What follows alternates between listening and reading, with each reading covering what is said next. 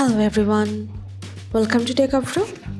Today in this video I'm gonna show you how to set subscribe and like on a video in CapCut. Before starting the video, please subscribe to Techavro. So let's get started. For this you have to open your CapCut.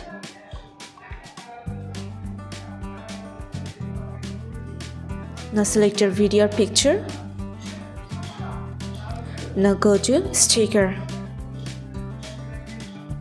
From here you can able to find subscribe and like option. Or if you can't able to find, then you can search from here.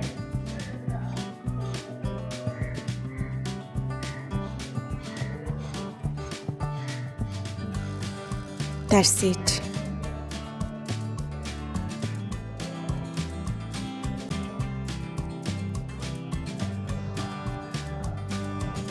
So this is how to set like and subscribe on a video in CapCut.